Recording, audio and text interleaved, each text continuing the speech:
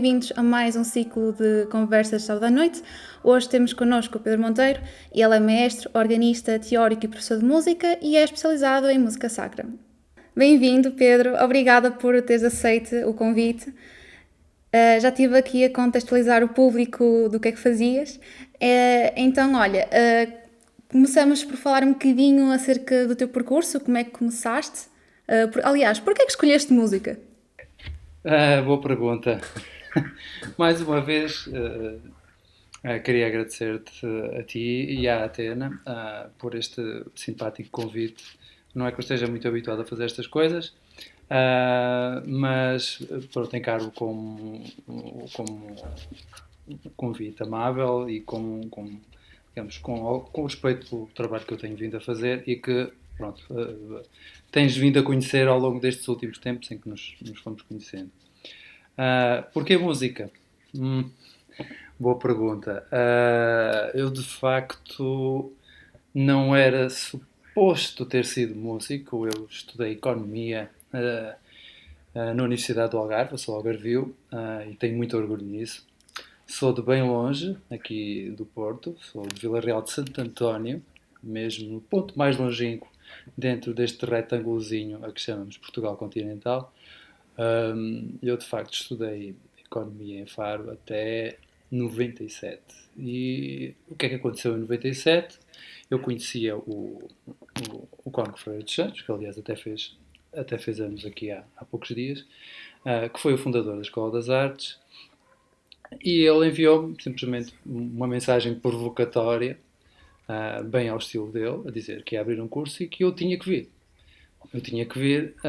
Eu, na realidade, de facto, não estava muito, digamos, muito motivado, não me sentia propriamente motivado com o estudo da economia, mas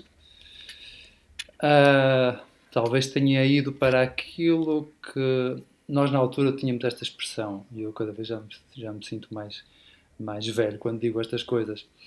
Mas era um curso que dava um canudo. Ou seja, que oferecia uma perspectiva de trabalho estável,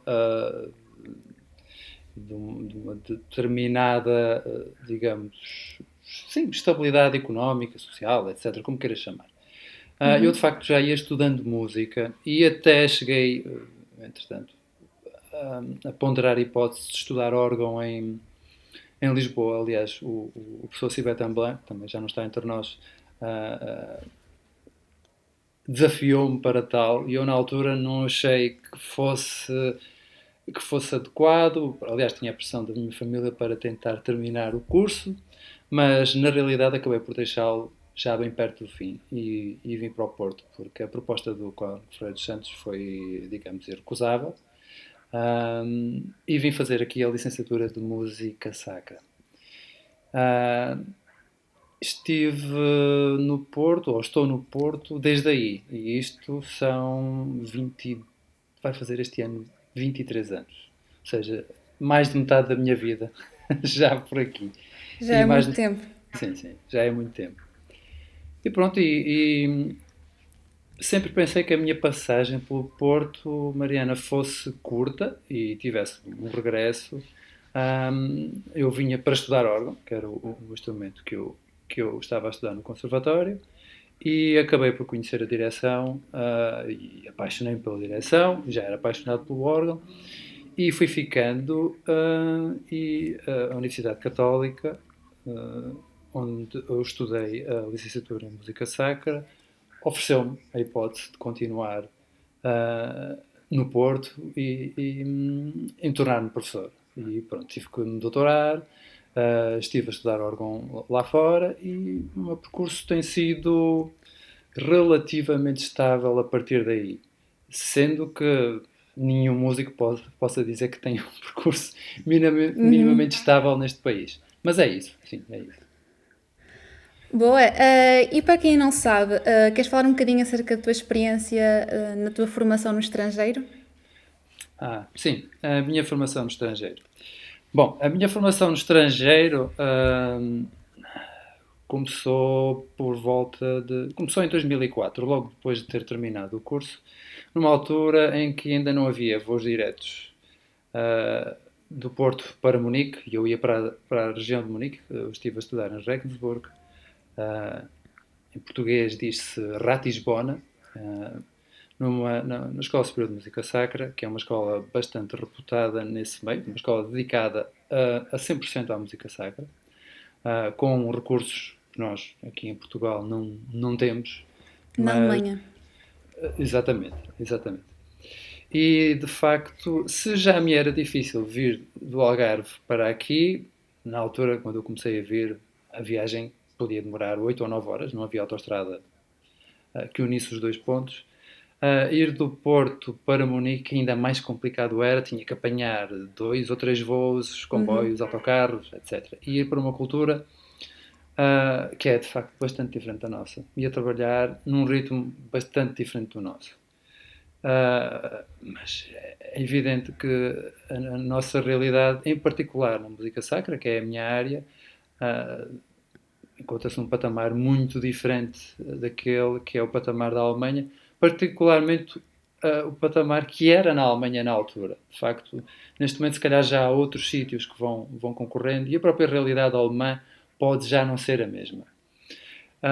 Entretanto, também sei, tive bastantes colegas que foram estudar não só para a Alemanha, foram estudar para a Holanda, foram estudar para a França, e estiveram até noutras cidades da Alemanha e até podem testemunhar isto, porventura, melhor do que eu, porque eu não estive sempre na Alemanha, e essa é a segunda parte do meu percurso no estrangeiro. Eu fui dividindo as minhas viagens entre as aulas na Católica, aqui como professor, as aulas na Alemanha como aluno e o doutoramento na Universidade de Valladolid, na Faculdade de Letras, que me obrigava a andar constantemente a fazer o mítico IP4, antes de haver a A4. Ou seja, as deslocações eram sempre bastante longas, bastante atribuladas, mas Foi preciso muita vontade.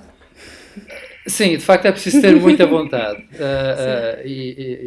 E fazer este percurso, particularmente na música e mais ainda na música sacra, é de facto um teste à vontade. Sim, sim. Isso é muito engraçado. Mas olha, tu falaste que havia uma diferença da realidade alemã, neste caso, em relação a Portugal, mas em que sentido? Em termos de exigência ou em termos também de público? Achas que a música sacra, digamos, tem mais público aqui também? Sim, eu entendo. Em termos de exigência, eu diria que as realidades têm vindo a convergir, muito em particular por aquilo que se foi fazendo na Escola das Artes, na Universidade Católica, aquilo que se faz também nos conservatórios e escolas superiores de referência, sendo que, de facto, música sacra nós só temos na Universidade Católica. Fomos tendo em diversos modelos, mas fomos tendo. A questão tem a ver, sobretudo, com aquilo que referiste muito bem, Mariana, com o público. A procura, digamos, por concertos, por oferta cultural em música sacra, tanto na realidade do órgão de tubos, como nas diversas formações que podemos encontrar na música sacra, em particular a música coral e a música coral sinfónica, a procura é muito grande. Além disso, estamos a falar na realidade de concerto, a própria realidade litúrgica, aquela região da Alemanha, que eu conheço melhor, a Baviera, é uma região que também é bastante particular porque tem mais ou menos partes iguais entre católicos e luteranos, protestantes luteranos. E de facto há bastantes proximidades entre a forma como se faz música sacra, tanto numa como na outra confissão religiosa. Aí é que se nota, talvez ainda mais, a diferença de qualidade, precisamente na música litúrgica, na música que se faz nas celebrações religiosas. Eles têm uma carreira de músico de igreja bastante bem estruturada, que até tem vários níveis, tem apoio estatal, e é utilizada, na minha opinião, e por aquilo que a minha experiência foi-me dizendo, não só como digamos, como um apoio à religião, porque os alemães também têm uma percentagem particularmente os bávaros, a hipótese de apoiar a confissão religiosa a que pertencem, mas sobretudo como um apoio à cultura, ao exercício da cultura. uma parte bastante importante da cultura alemã e até da cultura portuguesa assenta na arte, particularmente neste caso, na música religiosa, na música sacra e na música litúrgica, sendo que na tradição uma e outra coisa não eram exatamente diferentes, eram muito semelhantes. E os alemães vão perpetuando as suas tradições porque vão praticando, vão continuando a fazer música.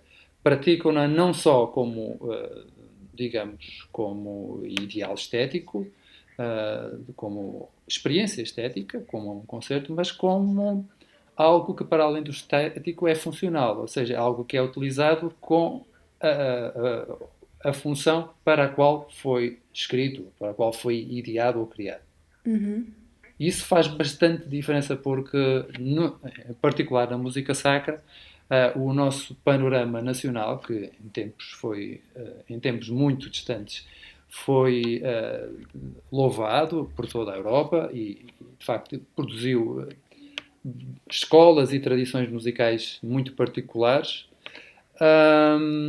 Por outro lado, foi-se perdendo. Foi-se perdendo, se calhar, muito com a extinção das ordens religiosas, com todo o período posterior ao Marquês de Pombal, e, sobretudo, com a laicização do ensino, uma tendência entre o século XIX e o século XX. E, de facto, a tradição, e é curioso como estas duas coisas acabam por tocar-se, a tradição do ensino de música em Portugal até ao século XIX é eminentemente religiosa. É feita na escola cantorum, é feita nos conventos, nas sés patriarcais, etc. A nossa grande escola de música, até à altura, é precisamente a patriarcal. E este déficit de prática de boa música sacra, e atenção, que não me refiro aos vários casos pontuais que encontramos em Portugal e até a novas gerações de artistas e compositores, performers e compositores, refiro-me àquilo que é, por norma, a prática musical na Igreja Católica. E esta realidade é indesmentível. Basta entrar numa igreja um domingo e percebe-se qual é que é, em geral, a qualidade musical das celebrações e aquilo que poderia ser melhorada e que pode, de facto, ser melhorada com poucos recursos. E é importante que as pessoas percebam isto. E o que é que achas que depende para que isso possa acontecer? Bem, eu como músico acho que não posso passar a minha vida a queixar-me. Mariana, tu acho que percebes bem aquilo que eu estou a dizer. Qualquer artista em Portugal tem que pensar que a determinada altura tem de deixar de queixar-se. Porque é preciso, de facto, meter as mãos à obra e fazer alguma coisa. E eu acho que é preciso particularmente criar público. Não dar às pessoas apenas aquilo que elas acham que querem ouvir, mas apresentar-lhe outras alternativas, explicar-lhes porquê. Eu continuo a dizer isto e já o disse em várias instâncias. É muito importante nós conhecermos algo para verdadeiramente relacionarmos com isso. Ou seja, as pessoas, antes de gostarem de algo, têm que conhecer, têm que perceber. Sem fazer esta transição, é muito complicado criar uma empatia com determinado tipo de repertório. Nós bem sabemos como é que funcionam os circuitos musicais da música ligeira. Há playlists que dizem até quantas vezes é que a música tem que ser repetida e a que horas, para captar o máximo de atenção possível e para alcançar aquele número de repetições diárias para, de facto, ficar na memória das pessoas e depois ser facilmente consumível. Eu não digo que a música dita, erudita, e muito menos a música sacra tenha de entrar por aí, é evidentemente que não. Mas tem de se preocupar com a forma como se dá a conhecer às pessoas. Não pode passar a vida a queixar-se que as pessoas não vêm até ela, sem procurar ela própria ir até às pessoas. Sem simplificações, não é isso que se trata, para isso há outro tipo de repertórios, mas com uma perspectiva pedagógica, uma perspectiva que seja prática e que faça com que as pessoas voltem. E as pessoas queiram ouvir não só aquilo que estão à espera, mas queiram ouvir algo de novo. Isso fomenta bastante, digamos, o trabalho dos nossos músicos, dos nossos jovens criadores, e são muitos e fazem um trabalho muito bom. E, infelizmente, muitos deles têm que emigrar precisamente por isto. Uhum. De facto, o mercado musical em Portugal é uma coisa bastante insípida mesmo. E depois, de facto, ainda há muitos resquícios de algum corporativismo em determinadas áreas. E eu posso dizer, e digo assumindo o compromisso de dizê-lo, no campo da música sacra há até, de certa forma, alguma má vontade. Não sei se terá a ver com opções políticas ou um determinado anticlericalismo no ambiente académico, que tem como consequência nefasta, para já, confundir aquilo que é o aspecto religioso com o aspecto artístico, e são duas coisas diferentes. E vai coartando o conhecimento que o país, que a cultura portuguesa tem do seu próprio património e de uma parte tão importante do seu património como é a música sacra. Eu devo dizer que a música sacra portuguesa, a música sacra espanhola, foi durante muito tempo conhecidíssima por toda a Europa e tida como exemplo.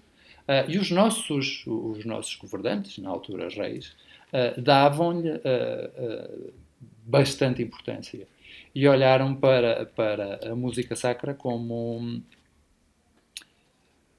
algo que verdadeiramente merecia ser acarinhado e preservado. E pronto, em Portugal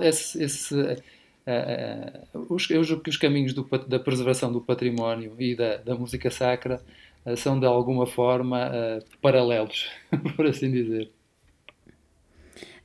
E como é que tu achas que é fazer música erudita em Portugal? Ou seja, da parte dos artistas, o que é que tu notas que existe atualmente aqui? Bem, eu começava para responder a isso, e acaba por ser um bocadinho aquilo que estava a referir anteriormente. Eu até posso citar-te este estudo que foi feito na ilha de Singapura sobre as profissões consideradas úteis e não úteis em tempo de pandemia. E numa ilha, num estado como Singapura, e eu devo dizer que conheço mais ou menos a realidade de Singapura, até pela ligação que tenho com Macau e com alguns alunos de Singapura, a profissão considerada a menos útil de todas foi precisamente a dos artistas. O que é absolutamente demonstrativo daquilo que é a realidade que vivemos hoje. E estamos a falar de um país como Singapura, que tem uma vivência cultural bastante mais intensa do que a nossa. Eu presumo que se fizéssemos um estudo destes em Portugal, não teríamos resultados muito diferentes, diferentes destes. Pronto, para o ânimo de nós todos, eu espero bem que não se faça, mas por outro lado também acho que é importante percebermos bem qual é que é a realidade da profissão de artista. E nós temos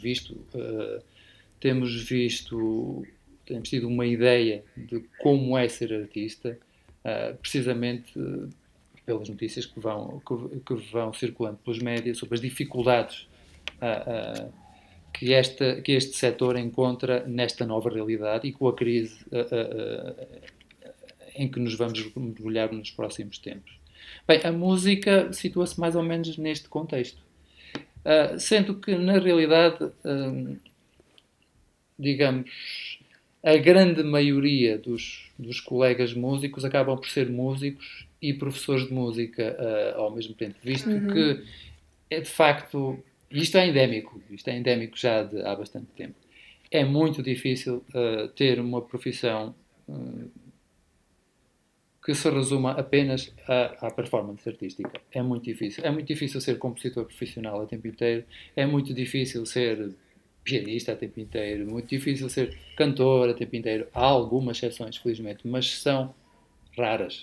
É bastante difícil. De facto, os músicos têm que acabar por ser também professores. O que, ironicamente, vai até ao encontro da tal tradição que eu te falava, a tal tradição do ensino de música eminentemente prática em Portugal.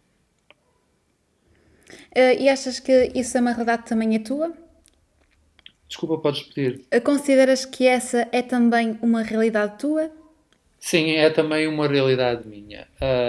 No entanto, ser professor de música tem muitos aspectos positivos, mas tem alguns aspectos artísticos que também são importantes.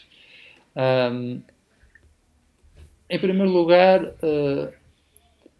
implica que haja um estudo mais aprofundado e mais objetivo.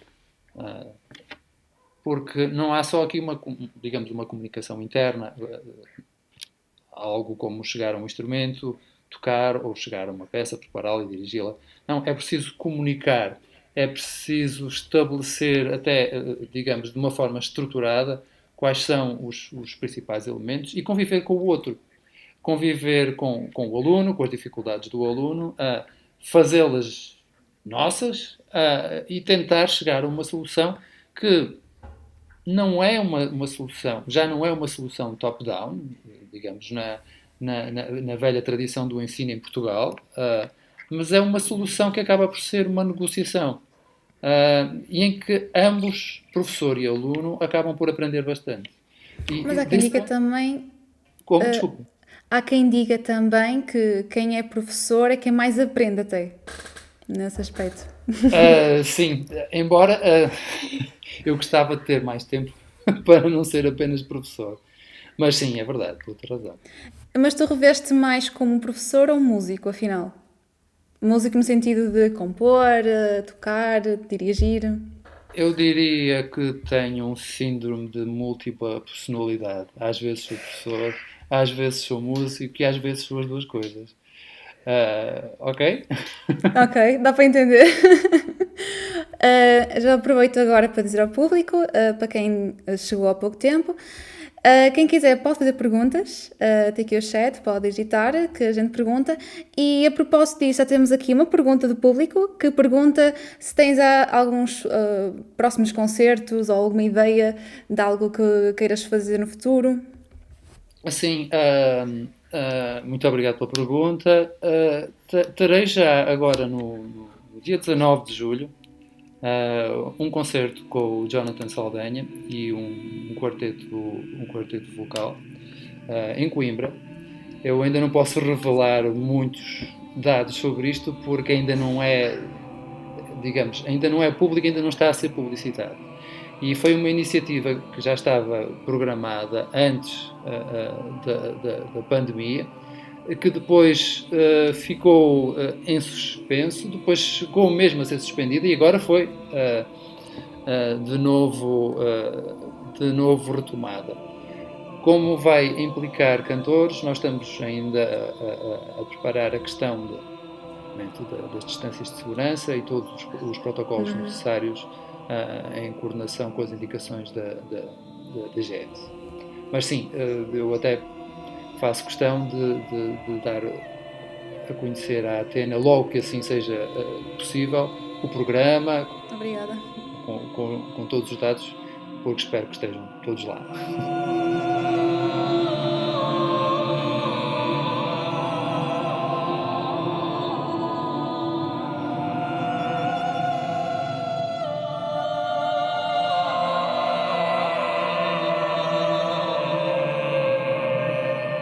Tem aqui mais uma pergunta. Estão aqui a perguntar, além da música sacra, que outros estilos musicais aprecias? Que outros estilos musicais aprecio? Bem,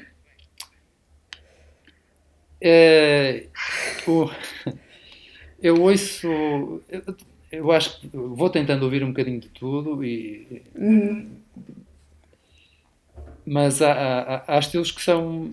Ou há digamos, há alturas da vida em que determinada música, determinada banda, determinado cantor ou cantora foi de alguma forma marcante. E é curioso que eu acabei por conhecer a música de Bach, que foi a música que me levou para o órgão, através de uma banda de heavy metal. Porque eu nessa altura era heavy metal. Tinha o cabelo grande, andava sempre vestido de preto. Ahm, sim, sim, já foram tempos muito longínquos e pronto, tinha É sempre os um meus grande pais. contraste. Tinha sempre os meus pais a chatearem, porque andava sempre assim com uma pinta que na altura era considerada um bocadinho estranha. E ouvia de facto heavy metal, e eu devo dizer que há bandas de heavy metal, e em particular naquela altura, estamos a falar dos anos finais dos anos 80, início dos anos 90, bandas de heavy metal particularmente boas, com bastante qualidade musical, e isto é, digamos, isto é, eu acho que é facilmente reconhecido ou facilmente reconhecível por todos. E de facto havia uma introdução qualquer de uma música de um desses grupos que tinha a tocata e fuga em Ré menor, BWV 565, de Bach. E eu apaixonei-me por aquilo. E a certa altura meti na cabeça que tinha que tocar aquilo. E pronto, eu andava a aprender a tocar umas musiquinhas num sintetizador, que era mais até música de baile, propriamente música para órgão. E curiosamente vim aqui ao Porto, à antiga Biblioteca Musical, que já não existe, agora está lá no meio daquela zona das galerias, na Baixa do Porto, na zona da Cordaria. E de facto comprei a partitura e estudei. Eu nunca, até à altura, não fazia ideia de como era possível estudar tanto. E de facto comecei a levar a música bastante mais a sério, precisamente porque calhou ouvir aquela música naquele momento e pronto, as coisas conjugaram-se, os astros alinharam-se e a coisa aconteceu. Então nunca esperaste seguir música, foi algo Não, que foi surgindo. não, nunca. Aliás, eu acho que estava aqui a estudar no Porto, já na licenciatura, e ainda não sabia se realmente ia seguir música ou não.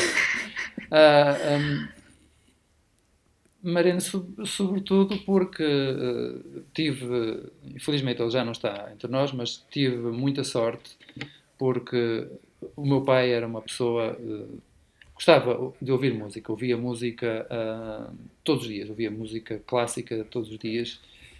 E para mim, eu não sendo oriundo de uma família de músicos, tanto quanto eu saiba, não tenho nenhum músico na família. Acabei por me acostumar à música, a ouvir música e ouvir, devo dizer, ouvir boa música. Para mim isso era normal, era regular. Os meus amigos achavam estranho, achavam que eu era um nerd ou uma coisa assim, e eu até me rebelei por isso, a querer ouvir heavy metal, e acabei por ouvir as duas coisas, heavy metal e música erudita. E assim continuei pelo conservatório, e nós em Vila Real de Santo António, até há pouco tempo, não tínhamos um conservatório, tínhamos que ir até Faro de comboio, na altura. Isso ao contrário da linha do Norte, a linha do Sul só tem um sentido, quer dizer, só tem uma linha, não é? De facto, ou vai um comboio para um lado ou vai para o outro. Temos que estar a esperar e a viagem para Faro podia levar 1h30, 2 horas, o que fosse, com os atrasos, etc. E pronto, aquelas viagens, aquelas idas e voltas de Vila Real de Santo António para Faro davam para pensar em muita coisa, por um lado, mas criaram também uma determinada rotina de conviver com, digamos, o sistema educativo convencional e o ensino de música em âmbito de conservatório numa terra diferente. Eu tive uma professora austríaca, suíça, perdão, em órgão, e que tinha, obviamente, uma cultura e uma mentalidade bastante diferente. E até isso foi bastante positivo para mim. de modo que a música foi sendo uma ocupação de tempo livre, enquanto que a carreira séria, que era a outra, que depois se perpetuou na Universidade do Algarve, essa tinha mais atenção, ou custava mais, ou exigia mais tempo. A música foi algo que eu, digamos, apercebi-me que estava na minha vida quase que de repente, mas afinal isto está aqui e isto afinal é sério. E pronto, acho que o passo de ter deixado a minha terra e ter deixado a minha família acabou por ser natural. Mas, de facto, mesmo quando estava a estudar, ainda não tinha bem a certeza se era isto que eu queria seguir. E muito menos, devo dizer, e muito menos a direção. A direção, então, era algo que me assustava, confesso. E eu digo isto à Mariana porque a Mariana conhece-me precisamente por aí. Está habituada a ver-me como maestro. Uh, eu, ora está, são aquelas coincidências da vida, por um lado, ou aquelas coisas, se acreditarmos no destino, aquelas coisas que tinham mesmo de ser.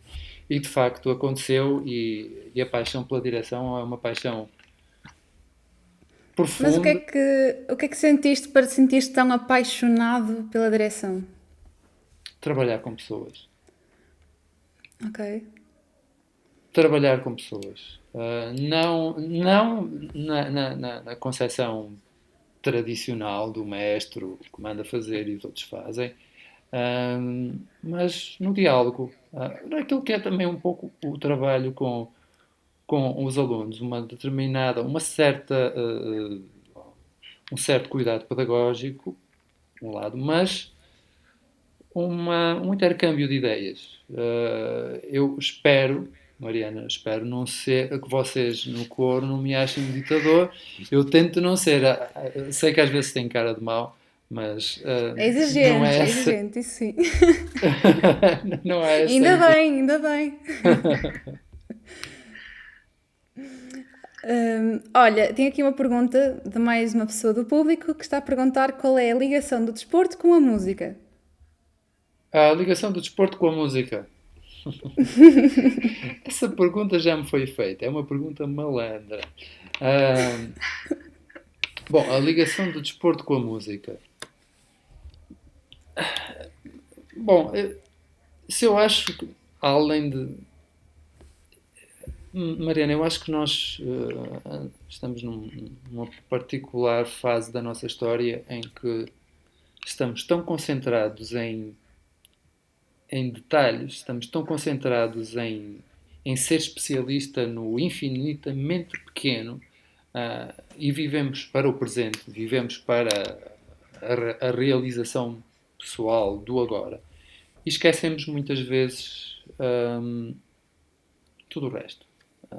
Preocupamos-nos muito com o como e esquecemos completamente do porquê.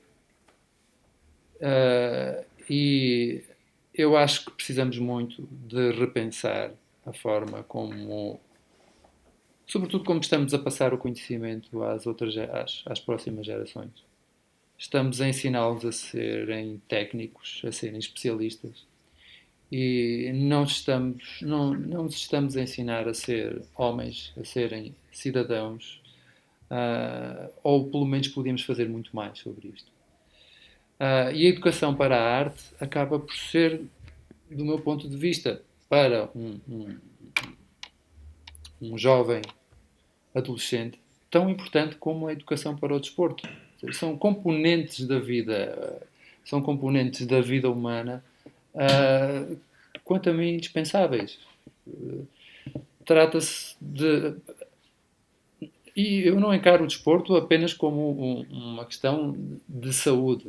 Ao contrário, encaro como filosofia de vida, porque há valores no desporto, não aquele desporto profissionalizado, por assim dizer, mas o desporto em que convivemos com outras pessoas. E o desporto em que convivemos connosco, o desporto em que temos que desafiar-nos, de certa forma. E a criação de um e muitos desportistas aqui da nossa plateia terão a oportunidade de dizer o que acham, mas é criar um bom vício. Algo que nos motiva a continuar no outro dia a querer fazer o nosso treino, dar a nossa corrida, a pegar na nossa bicicleta, pegar na nossa prancha, na nossa raquete e sair, até no meio de tantas dificuldades que a situação atual nos coloca. Mas sim, acho que o desporto é um valor da vida humana, tal como a arte. Agora, qual é que é a relação do desporto no meu caso, com a música? Bom, nós às vezes acabamos por explorar um pouco esse aspecto nos ensaios de coro. De facto, a questão da respiração é importantíssima, é talvez a mais importante de todas, mas há todo um conjunto de adversidades na performance musical, sobretudo no tempo que os músicos precisam de passar a estudar em posições que não são de todo anatomicamente corretas ou saudáveis. E o desporto surge, ou pode surgir aqui, como um fator de correção de tudo isso e até de fortalecimento. Mas, porventura, mais importante é de facto a atitude mental.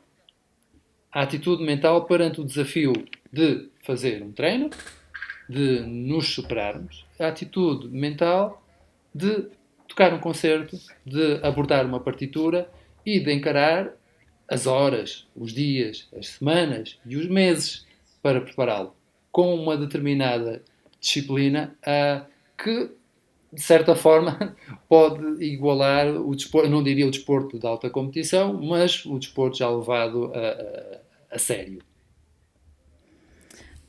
Temos aqui também... Obrigada pela resposta. Já agora temos aqui mais uma pergunta. Estão aqui a perguntar se achas possível uma fusão de música sacra, um órgão de tubos, por exemplo, num mix de melodia, música contemporânea. Bem, mais eu deixa-me responder isso de forma tão provocatória como a pergunta, porque a pergunta é provocatória. Eu não acho que haja nada em particular, não há nenhuma fórmula mágica na música sacra que a torne sacra.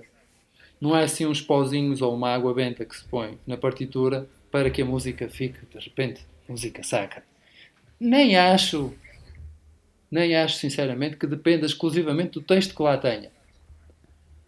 Tem muito mais a ver com a nossa atitude perante a música e com aquilo que ela evoca em nós. Primeiro, com a nossa abertura perante ela, que é uma abertura de espírito que nos tempos de hoje torna-se rara, torna-se difícil de encontrar. As pessoas estão cada vez mais fechadas nas suas ideias, na defesa acérrima das suas convicções, e parece que não têm vontade ou disponibilidade para dialogar. Agora, o que é que torna a música sacra? E se podem fazer fusões? Podemos fazer qualquer tipo de fusão, desde que ela, digamos, nos eleve, e no caso de sermos crentes, nos coloque mais perto do objeto do nosso credo, digamos, a entidade que louvamos, por assim dizer. E qual é a tua relação com a composição? Não é muito boa. Então, é conturbado. O que é que se passa aí? A minha relação com a composição, Mariana, eu tenho muito respeito pelos compositores, aliás, sem querer nomear pessoas, não vou nomeá-las, porque deixaria sempre algumas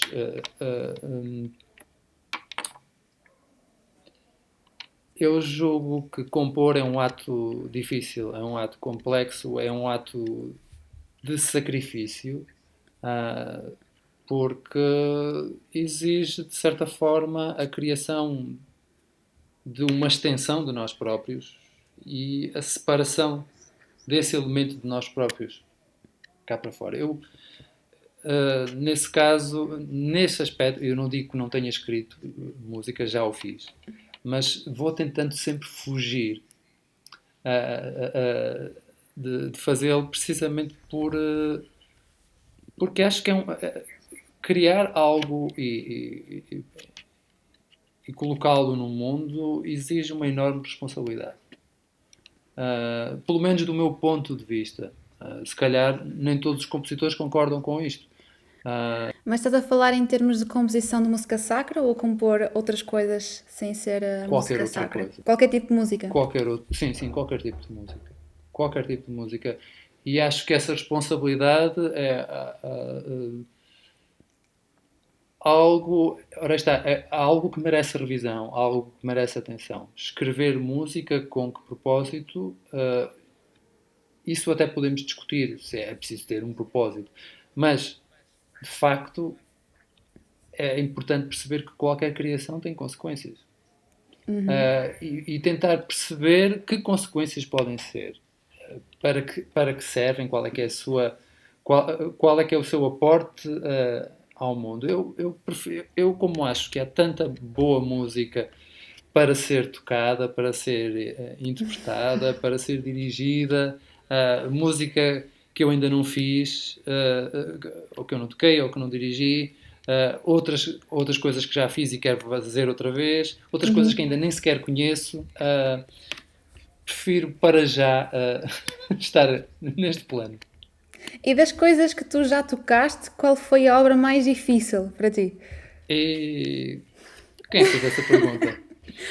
Foi o João, do coro também, que perguntou. Das coisas que eu já toquei,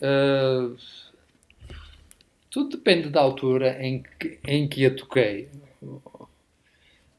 Houve uma altura em que passava muito tempo a tocar e provavelmente essas coisas seriam mais fáceis do que agora. Mas eu suponho que algumas peças de Max Reger ou algumas peças de Duruflé e, sobretudo, as coisas que muitas vezes parecem mais fáceis de Bach são obras que continuam a exigir bastante...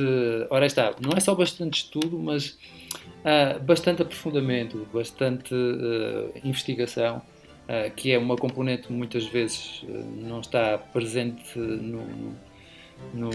na performance, na tradição da performance, mas que nós vamos vendo, e isso é um aspecto positivo, que cada vez mais se ouve na forma como se toca hoje. Novas gerações de músicos que escolhem conhecer muito mais aquilo que estão a fazer, procurar as fontes, procurar a tradição na qual a obra é escrita, até recorrer a instrumentos da época, ou seja, outros critérios para além do clássico critério de fazer um concerto que mostra a dificuldade de uma peça ou digamos os enormes requisitos técnicos que é preciso para tocá-lo. E já reparei que já falaste nesta conversa pelo menos 2 vezes de Bach. É uma das tuas assim maiores referências musicais, é isso? Há poucas coisas que eu queira manter como, ou com as quais eu me comprometa a 100% para toda a vida, de antemão, seja lá o que for. Uma delas é Bach, porque a cada pergunta, aliás, a cada resposta que eu consigo encontrar, surgem-me 2 ou 3 novas perguntas, e isto é um processo constante. É um processo constante de descoberta e de redescoberta. E é incrível este tempo, particularmente no mês de Abril, foi um mês... Pronto, em março acho que estávamos todos ainda em choque, por assim dizer. Em Abril já estávamos a começar a entrar numa nova realidade, confinamento, etc. Para aqueles que felizmente puderam, nem todos conseguiram. Bach foi uma presença constante, diária, regular na minha casa e digamos quase que um exercício de saída de toda esta realidade para um outro mundo que parece que só aparece, que só se forma, que só se torna visível quando se ouve a sua música.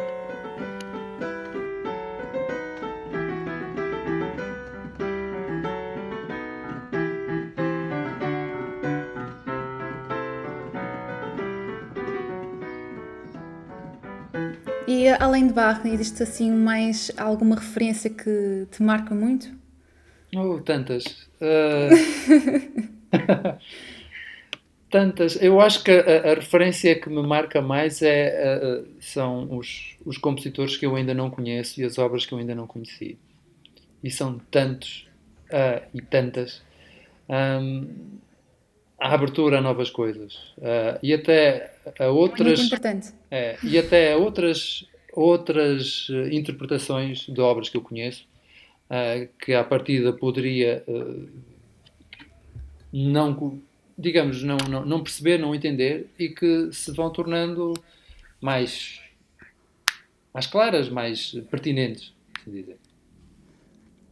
E em termos de projetos que concretizaste, por exemplo, tu formaste coros, também orquestras, quais foram esses projetos que já conseguiste concretizar? Bem, é verdade. Houve uma altura, e eu acho que esse tempo veio e já foi, já passou, embora acho que talvez seja possível que ele regresse de alguma maneira. Houve um tempo em que realmente a oferta coral no Porto não era, digamos, não era muito alargada, ou seja, haviam alguns coros normalmente grandes, que faziam determinado tipo de repertório, e não haviam até coros especializados. Mesmo até nas instituições de ensino, o coro, a certa altura, não teve a mesma importância que tem hoje. E felizmente, e com isso surgem mais músicos, mais maestros de coro, mais coralistas. Mas houve de facto ali na década de 2000, havia bastante gente disposta a integrar coros amadores ou semi-profissionais, e gente capaz de ir regularmente aturar-me todas as semanas, não sei quantas horas, para conseguir fazer um concerto. Muitas vezes nem sabendo quando seria esse concerto, nem que programa iria acontecer, porque nós, de facto, juntámos. Muitos destes grupos eu não fundei sozinho, fundei com outros colegas que tinham acabado de formar-se e que tinham o mesmo interesse do que eu, ou seja, estar em grupo, trabalhar em grupo, em várias, quer como cantores, quer como instrumentistas, quer até como mestres, tinham esse interesse. E de facto era fácil. Eu conheço várias pessoas que chegaram a certa altura a ter ensaios todos os dias da semana, porque cantavam num coro, no outro dia noutro coro, no outro dia, e todas as noites estavam ocupadas. E aliás, tinham imensos problemas quando às vezes tinham concertos que se sobrepunham. Isto é uma coisa que acontece hoje em dia com cantores profissionais. Mas naquela década de 2000, tanto quanto eu saiba, até pode estar a acontecer e eu não saber, mas naquela altura acontecia com cantores amadores. E eu acho isto fantástico. E uma coisa talvez comparável ao espírito das sociedades corais e sociedades filarmónicas, que foi típico das grandes cidades europeias, e até aconteceu aqui no Porto, com o Orfeão Portuense, ou seja, em que as pessoas se reuniam à noite e faziam música como forma de lazer. Ora bem, em 2020 é uma coisa que nos parece um bocado estranha. E, sobretudo, que haja gente que sai todas as noites com chuva, com sol, com sol não sai, mas com chuva, Sim. com frio, com calor, seja como for, para ir a um ensaio de coro, para um dia fazer um concerto. E não pede nada por isso. Eu acho inacreditável. Sim, de facto, isso ajudou-me a formar alguns grupos mais pequenos, maiores, uh, com, com pessoas com formação musical, com pessoas sem formação musical, pessoas que nem, não liam uma partitura, com instrumentistas e fazer vários tipos de repertório. Aliás, permitiu-me até estrear obras que ainda não tinham sido feitas em Portugal. E até estrear obras de jovens compositores, que obviamente também não vou aqui nomear. Ok. Tu tens um gosto especial em trabalhar com músicos amadores? Cada vez mais. Cada vez mais. Se pudesse haver uma forma de de encontrar músicos profissionais que tivessem o espírito do músico amador, eu seria o maestro mais feliz da Terra. Mas o que é que isso quer dizer? Quer dizer que há uma determinada postura do músico amador que está na própria Ok. palavra. O amador é aquele que está por gosto, que gosta de lá estar. Ou seja, que sacrifica o seu tempo, uma porção do seu tempo, para estar presente num projeto cooperativo, colaborativo com outras pessoas. Que ainda por cima tem que ser estruturado, tem que estar organizado e que tem que ter consequências ao longo do tempo. Ora bem, é óbvio que há todo o tipo, quando falamos com músicos profissionais, também temos digamos, esta abordagem, sobretudo se tivermos sorte. Mas há uma certa inocência particularmente até no cantor amador. Até naquele que não consegue ler uma partitura, aquele que acredita naquilo que o maestro está a fazer, que olha para o maestro, que desliga tudo o resto, que se foca e repete as vezes que sejam necessárias, toma as notas que são necessárias, que aparece sempre a horas, seja qual for o, a contingência em que está, e eu já tenho aparecido, e sabes disso, gente doente que não vai cantar, mas fica sentada a ouvir para tirar notas. Eu acho que isto é uma postura artística, e não é só artística, humana, admirável. Eu acho que o amadorismo, o voluntarismo, o ser voluntário, acaba por ser a mesma coisa. Neste sentido. Ou seja, é um coro de voluntários. São pessoas que estão ali porque ali querem estar. Não ganham nada com isso. Não têm nenhuma motivação que seja economicista, por assim dizer. Toda a recompensa do trabalho é o próprio trabalho. Digamos, o resultado. A obra acaba por ser o conquistar a peça, poder mostrá-la, acaba por ser a principal recompensa. Eu acho isso admirável. Sim, sem dúvida. E tu, como maestro, qual foi assim ou as experiências mais marcantes que já tiveste? Ah, Ora bem,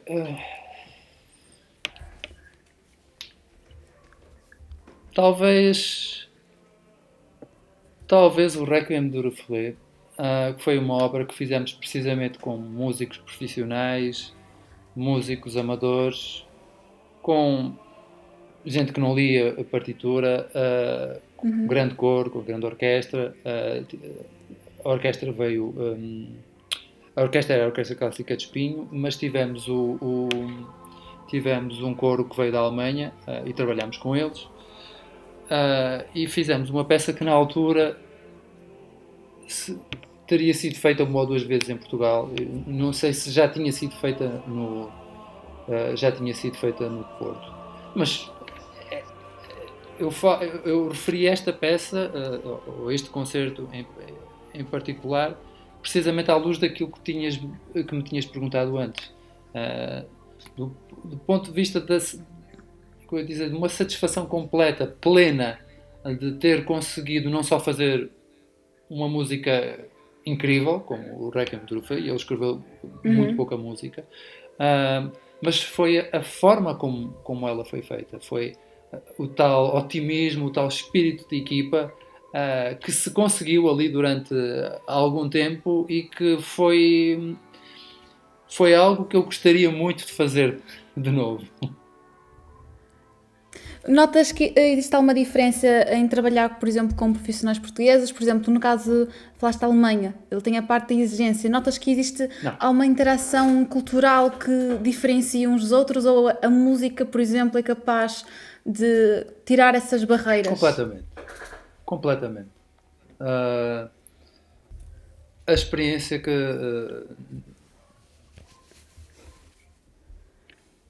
fui tendo, não só de fazer música noutros países, trabalhar com pessoas de outros países, diz-me que a música, ou a forma como fazemos música e aquilo que envolve fazer música em conjunto, cria empatias, aproxima as pessoas. Sem necessidade até de haver necessidade, passa a redundância, de ter uma língua comum, as pessoas acabam por entender-se e nós portugueses somos exímios em entender os outros e em fazer-nos entender. Mas, a partir de quem vem fazer música, vem com esse espírito de abertura. E a música... Peço desculpa por interromper, nós temos 5 segundos, retomamos já de seguida, não te esqueças do que vais dizer. Eu acho que qualquer músico poderá confirmar aquilo que eu digo, ou pelo menos esta ideia que tenho de que a música ajuda imenso a esbater algumas das distâncias ou das diferenças culturais. Por outro lado, também devo dizer que os estudantes orientais são inacreditáveis. Como assim? Porque nunca chegam atrasados.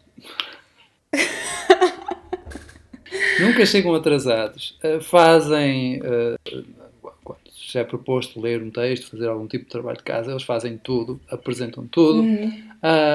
Eu digo isto por uma experiência repetida, obviamente. Se calhar não poderei falar de todos os estudantes orientais, mas devo dizer que a esta amostra de diferentes culturas e abordagens à música, sobretudo quando se trata de projetos onde se misturam várias pessoas de outros lugares. E devo dizer outra coisa também. Cada vez mais o ambiente académico, quer na música, quer noutras áreas do saber, é amplamente multicultural. Não só por causa do programa Erasmus, etc., que trouxe de facto uma dinâmica completamente diferente ao ensino superior, mas no ensino artístico, de facto. Quem está numa escola de música, num conservatório, numa escola superior de música, aí pela Europa, sabe que vai ter colegas de todo o mundo. Com as suas próprias culturas, com as suas próprias contingências, as suas próprias mundividências. Se por um lado, de facto, quando chega a altura de fazer música em conjunto, todas essas diferenças tendem a esbater-se, por outro lado, devo dizer que há marcas, digamos, há marcas culturais que são evidentes. De facto, eu continuo a dizer que nós portugueses somos muito bons a desarrascar. Em qualquer contexto. Da mesma forma que, de facto, os alunos orientais que tenho ou que tive em Macau mesmo a própria abordagem deles ao professor é muito mais a abordagem de mestre entre discípulos e mestre. Uh, Obviamente, se eu só trabalhasse com eles, provavelmente eu não teria uma percepção tão clara desta diferença. Mas também não estou a dizer que é o ideal. Mas às vezes é bom. É muito bom ter as Uhum. pessoas a horas, é muito bom ter as pessoas completamente connosco ali, super interessadas naquilo que está a ser veiculado, como a preparar ao pormenor, com o máximo rigor possível, todo o trabalho que lhes é pedido. E o que é que consideras que é mais difícil como músico e também como professor? Porque tu falaste agora dessa diferença. Tu notas que existe um certo desafio, a conseguir captar a atenção neste caso dos alunos, em relação, por exemplo, aos orientais, mas também como músico, o que é que tu consideras que é mais difícil? Eu acho que é sempre, Mariana, eu acho que é sempre difícil cada vez que as pessoas têm que fazer alguma coisa que não conhecem. Hum, Hum, Há alguma coisa que vai para além da sua zona de conforto. E os instrumentos têm as suas tradições. Sobretudo quando os alunos estão a aprender um instrumento, estão muito condicionados por essas tradições, pelos métodos de ensino. Um, Uns fazem muita música contemporânea, outros praticamente não a conhecem, outros trabalham muito em música de câmara, outros trabalham muito a solo. Ou seja, há dinâmicas muito próprias. E quando se juntam as pessoas, é preciso ter isso em conta. Por outro lado, a questão de estar a fazer repertórios que não são conhecidos pode ser também uma vantagem. Sobretudo, ora está, se as pessoas tiverem abertura. E eu acho que é uma pena quando os próprios artistas, e os músicos são artistas, não têm a uhum. abertura suficiente para ponderar a hipótese de fazer música que vá para além da sua zona de conforto, seja ela qual for. Ok. Seja ela qual for.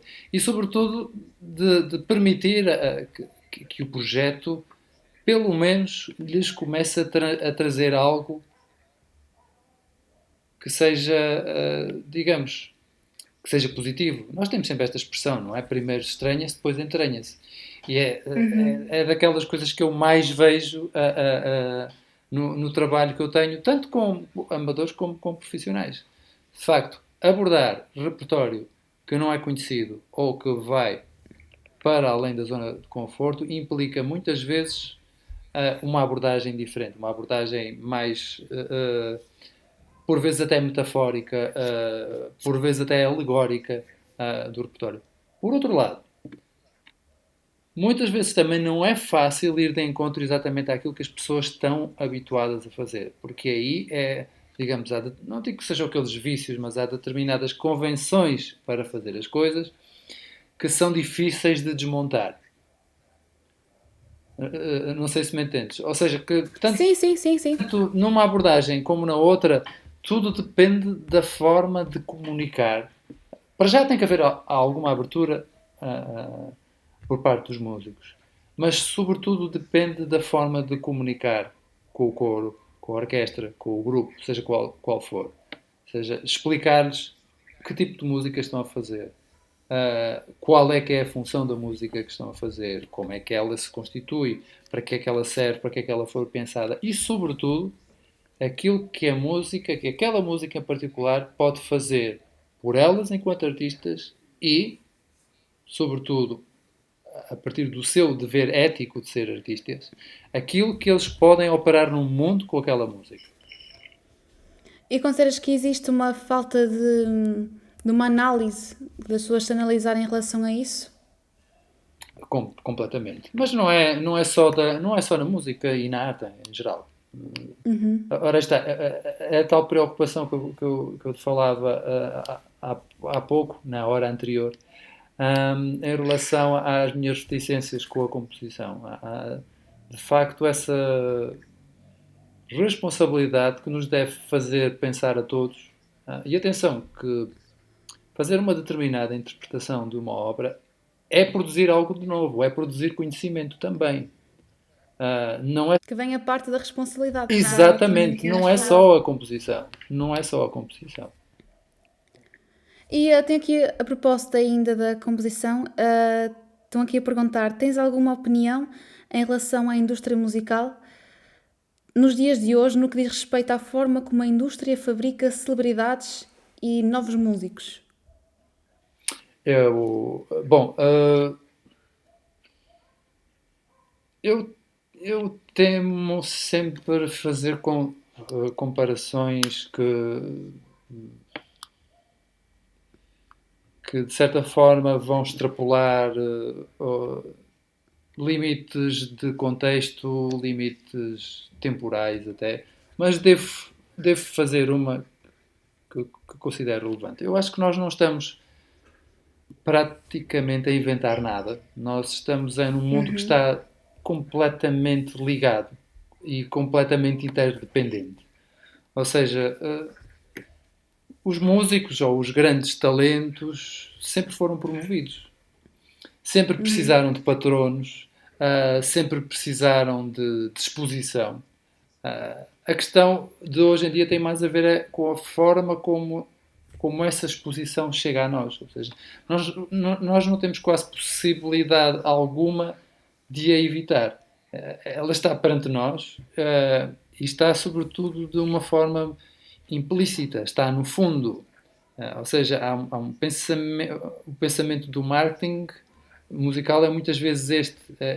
É que tu não te apercebas, mas a música já está no teu ouvido. E quando a música já está no teu ouvido, já está-se a descarregar.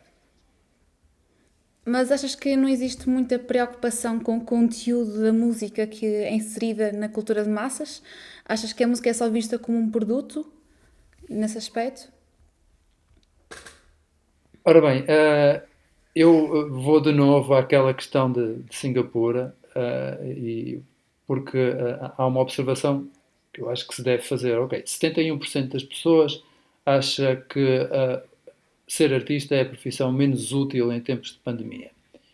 A pergunta que eu faço às pessoas é como seria a vida delas se de repente a música desaparecesse?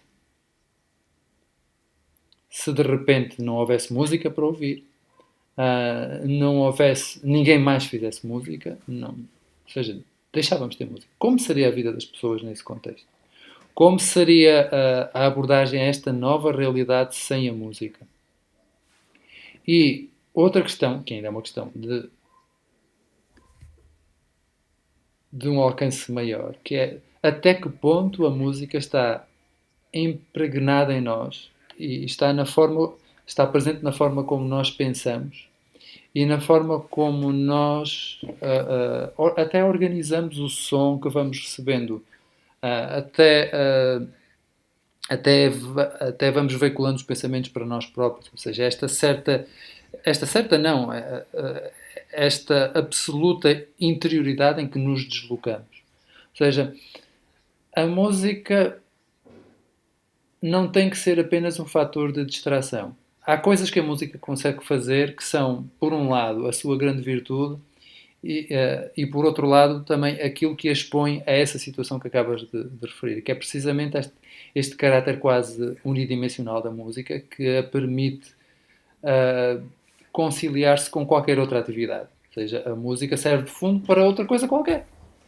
E eu acho que na realidade, se calhar a pergunta é mais: será que nós temos silêncio dentro de nós próprios para conseguir ouvir música verdadeiramente? Será que nós ainda nos lembramos do que é ouvir música? Parar tudo, desligar tudo e concentrarmos no presente, em cada momento, em cada transformação operada no som, naquela altura, e no impacto que isso tem sobre nós. Quando nós ouvimos música a fazer, seja lá o que for, nós estamos a dividir a nossa atenção, como é claro, e estamos a contribuir para relativizar essa importância da música que depois torna os músicos e os outros artistas em algo que é perfeitamente descartável, quando não fazemos a mínima ideia daquilo que seria a nossa vida sem essa presença. Isso também já abarca outros temas além da música, não é? O fato como nós vivemos até como sociedade e como indivíduos. Estão aqui a perguntar, como é que equilibras a tua profissão e o teu dia-a-dia? Bem, ah, há duas componentes importantes, aliás, há várias componentes importantes na gestão do meu tempo. A primeira é o trabalho que eu tenho que efetuar como professor, como investigador, ou seja, dar as aulas, preparar as aulas, fazer a investigação. E outra coisa é o elemento artístico, ou seja, é o tempo que eu preciso de investir para estudar uma partitura, para trabalhar uma peça para um concerto, para analisá-la, para prepará-la para a direção, para chegar ao ensaio do coro, o próprio trabalho de ensaio do coro, o ensaio da orquestra, o ensaio do grupo, seja lá o que for. São componentes que muitas vezes não se compadecem uma com a outra, visto que a atividade profissional tem os seus timings e precisa do seu tempo, e depois, de facto, há uma atividade, e é aí se calhar que se encontra, talvez, digamos, ou que eu encontro o maior problema na convivência da atividade artística com a atividade letiva, encontrar o tempo necessário à rotina de estudo. Porque não é só, digamos, não se trata aqui de saber quantas horas é que eu preciso de estudar uma determinada peça. Trata-se da distribuição dessas horas ao longo das rotinas. Trata-se da forma ou do método de estudo e de uma determinada constância que é preciso ter para não perder mecanismos. Ou seja, nós pensamos que estamos a fazer alguma coisa transcendente ou que as mãos de um pianista ou de um organista são muito musculosas. Não, aquilo que nós estamos a fazer é trabalhar a ligação entre isto e isto.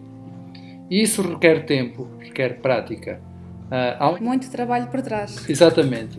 Há um conjunto de ligações que necessita de quase que do trabalho artesanal que as torne subconscientes. Para quê? Para que o músico se possa concentrar na interpretação, na performance, naquilo que quer dizer e não nas notas que tem que tocar, não nos dedos que tem que usar, onde é que estão os pés, etc, etc. Isso requer tempo, requer rotina, requer constância. E no meio desse trabalho todo, trabalhas muito, muito com música, tudo o que é ação. Tu chegas em algum momento em que te sentes saturado do som, da música e sentes necessidade do silêncio, por exemplo? Sim. Eu não E o que é que fazes Pois, ora bem, quando vou no carro só ouço notícias no rádio. Raramente ouço música, porque, ora está, prefiro dedicar a atenção completa à música por períodos de tempo até mais curtos do que uma atenção partilhada por períodos de tempo prolongados. Não sei se me estás a entender. Ou seja, Claro. preciso de focar a minha atenção porque Para usufruir da experiência, não é? exatamente. E depois há esta coisa que os músicos sabem bem o que é, mas que outros artistas também sabem. Às vezes para um músico é difícil ouvir música no sentido em que o músico vai procurar sempre perceber como é que aquilo está a ser feito. Ou seja, não está só atento à superfície, àquilo que chega aos ouvidos, está atento ao processo formal. Então, porque é que ele fez isto? E às vezes uma coisa acaba por distrair-nos da outra e, de facto, a fruição musical, pelo menos para mim, é uma atividade a que eu prefiro dar a máxima atenção do que deixá-la ir ocupando o meu tempo de alguma forma. Temos aqui o Filipe Moreira a fazer uma pergunta. Ai, Filipe! Pedro, Um abraço, Filipe! Já foi há algum tempo. Já foi há algum tempo. Ahm, Como professor de música, qual é o tema que mais te fascina lecionar e o porquê? Um abraço. Um abraço, Filipe. O tema que mais me fascina. Bem, eu gosto muito. Há coisas de que eu gosto muito de falar, mas prefiro falar com os meus amigos porque tenho medo de meter o pé na poça. Depois, é evidente que gosto muito de falar sobre o meu tema de doutoramento, gosto muito de falar sobre Ligeti, gosto muito de falar sobre música sacra contemporânea. Ah, estou a estudar, vou estudando para um dia falar um pouco melhor sobre Bach. Não é a altura da vida ainda para isso. Preciso de mais tempo, preciso de mais prática. Ahm, sim, mas ora aí está. Eu gosto de falar num contexto, se estiver a falar sobre música sacra ou música sacra contemporânea, eu gosto de falar particularmente num contexto em que possa cruzar domínios artísticos. Ou seja, ah, falar com pessoas que gostam de música sacra ou, e que não conheciam Ligeti ou Messiaen, ou então falar com pessoas que conhecem Ligeti e Messiaen, mas que não estão muito por dentro da música sacra, e ser capaz de, digamos, de encontrar ali uma zona temática que ainda não está muito abordada e que seja também propiciadora de interesse por parte de outros, ou seja, que provoca assim aquela sensação de nunca tinha pensado nisso, olha, vou apontar aqui, é algo que vale a pena prosseguir. E que conselho darias a algum aspirante a músico? Pensar bem no que é que se está a meter,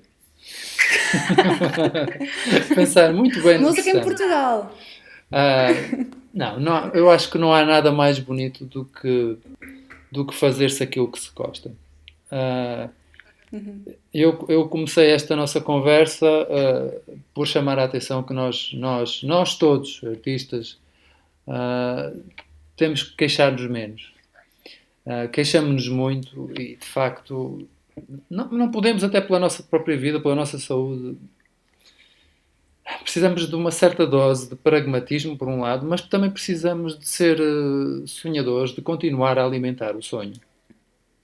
Porque não é difícil, e é o que eu diria ao putativo músico, ao futuro músico, ao aspirante a músico, não é só aprender música e tornar-se músico, é continuar músico. E eu vejo que, à medida que o tempo vai passando, se calhar cada vez é mais difícil continuar músico do que fazer-se músico. E, sobretudo, ter uma abordagem à música que não seja, digamos, condescendente. Ou seja, eu cheguei até aqui e é aqui que eu fico. Não, é querer continuar a aprender. Estamos a falar da música, não é? Estamos a falar do conhecimento em geral. O conhecimento não é uma obra fechada. O conhecimento é uma caixa aberta, é um olhar para fora, que nos leva depois a olhar para dentro, mas é sobretudo um olhar para fora. Um olhar para um trabalho que, se não é gratificante ele próprio, dificilmente levará a que cheguemos a uma obra ou a um concerto mítico que nos diga assim, ok, já chega, já fiz tudo, isto já não me interessa mais. É muito difícil. E tu achas que fizeste a escolha correta? Tu nunca pensaste, tipo, a música e agora tu estás em música ao final de tantos anos. Achas que fizeste a escolha correta? A minha carteira não fez a escolha correta, mas eu fiz a escolha correta. E eu não quero pensar num mundo em que a minha carteira manda em mim. Mas, de facto, tem poder sobre mim. Tem, mas não manda em mim. Isso é preciso mesmo caráter, diria. Olha, Pedro, estamos a chegar aqui ao final. Agora estamos a chegar aquele hábito que nós temos de perguntar recomendações para o público assistir música aqui em Portugal. Bom, eu tenho uma recomendação que acho genérica. Mais uma vez, não quero citar nomes, nem quero, porque para me chegar aqui para estar a falar contigo exigiu, por um lado, sacrifício e trabalho, mas por um lado também exigiu de outras pessoas sacrifício e trabalho. Tive excelentes professores, excelentes mentores, trabalho numa instituição que me acolhe com bastante carinho e sinto esse carinho. Aquilo que eu pedia às pessoas é para ouvir música, ouvindo verdadeiramente música. Ou seja, procurar ir assistir a concertos ou, estando na sua própria casa, ouvir música. E, de preferência, ouçam música sacra. Não é só por eu fazer música sacra, não tem a ver com isso. Mas nós não ficamos beatos, nós não somos, digamos, não precisamos da música sacra, por assim dizer, para uma redenção espiritual. Mas uma coisa, uma observação muito interessante de um colega músico que é ateu, mas que diz que cada vez que faz música, particularmente música de Bach, tem dúvidas. E eu acho isto de uma beleza poética, espiritual, muito particular. Por isso, tentem ouvir música, porque acho que a música levanta mais dúvidas do que responde a questões, mas são dúvidas importantes para nós. E precisamos delas. Sem dúvida. Para crescermos também. Exatamente. Em todos os aspectos. Olha, estamos mesmo agora ao final. A última coisa que agora temos é o desafio Atena. E então o desafio é tu próprio desafiares alguém a fazer uma live connosco. Bem, eu tenho que te perguntar se tu queres que eu desafie um músico ou se queres que eu desafie um artista. Um músico não é artista? Não, se tem de ser músico ou se não precisa de ser músico. Não precisa ser músico, não. Ok, então eu sugiro que fales com o Jorge Abad. O Jorge Abad é um artista que faz várias coisas. Faz fotografia, mas é sobretudo pintor. E talvez fosse muito interessante, porque eu gosto muito do perfil dele, gosto muito do trabalho que ele faz, além de ser um grande artista, pensa bastante naquilo que faz. E terei todo o gosto em propiciar ou em proporcionar-vos esse contacto, e se for preciso convencê-lo, mas ele virá certamente. Muito obrigada Pedro por estares aqui, por teres aceito, e muito obrigada ao público por todas as perguntas, por todos os likes, por partilharem, por estarem connosco. E então, até à próxima conversa sábado à noite e obrigada. Muito obrigado, boa noite a todos, um beijinho para ti, Mariana. Um beijinho, obrigada. Até tchau. Tchau.